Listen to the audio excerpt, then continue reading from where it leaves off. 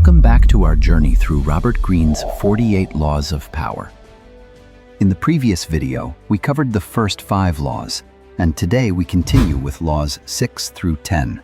These laws reveal how visibility, reputation, and even the people around you can either lift you up or pull you down. Before we begin, make sure you subscribe and turn on notifications so you don't miss the full breakdown of all 48 laws. Now, let's dive in.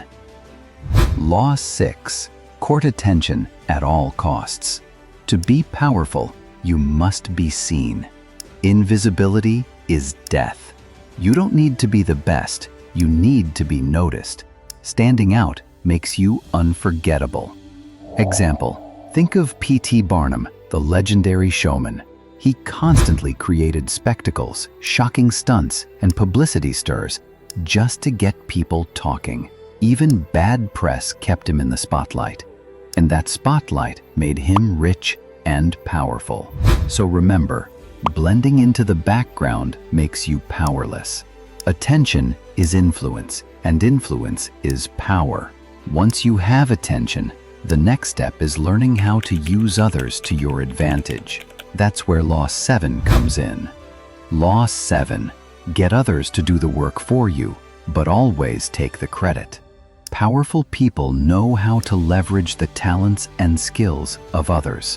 Why spend years mastering everything when you can use the work of others and make it yours? Example, Thomas Edison is remembered as a genius inventor, but in reality, many of his inventions were developed by his team of researchers. Edison was smart enough to put his name on the patents and take credit, building a legacy as one of the greatest innovators. The lesson is clear: don't reinvent the wheel. Use the work of others, but position yourself as the driving force. Now, let's move to Law 8, which shows us how to gain the upper hand by forcing others to come to you. Law 8. Make other people come to you. Use bait if necessary.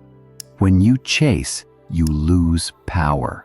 When you make others come to you, you control the terms. By luring them in, you decide the time, the place, and the conditions.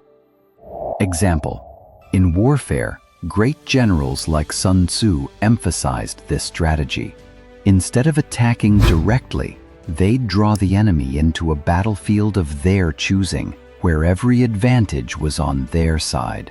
In business or personal life, it's the same.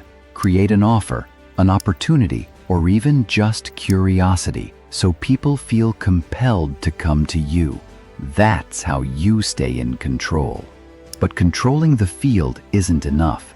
To truly win, your results must speak louder than your words.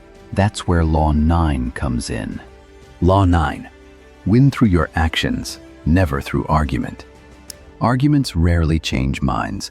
They often create resentment, not agreement. Actions, on the other hand, are undeniable. They prove your strength without words.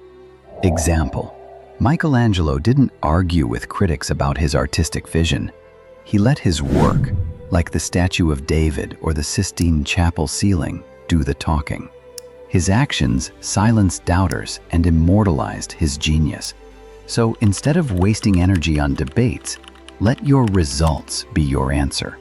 And finally, let's move to Law 10, which is all about the company you keep. Law 10. Infection. Avoid the unhappy and unlucky. Emotions are contagious. Hang around negative, unlucky, or toxic people, and their energy will drag you down. Surround yourself with positivity and success, and you'll rise with them. Example, in history, many kings and rulers were ruined by surrounding themselves with bitter advisors. On the other hand, successful leaders carefully chose optimistic, capable allies who lifted them up instead of pulling them down. In your own life, cut ties with those who constantly complain, fail, or bring chaos. Protect your energy, because one wrong influence can poison your path to power. And if you want to master all 48 laws on your own, I've left a link below where you can get Robert Greene's book. It's a must-read for anyone serious about power and strategy. Don't forget to subscribe, and I'll see you in the next one.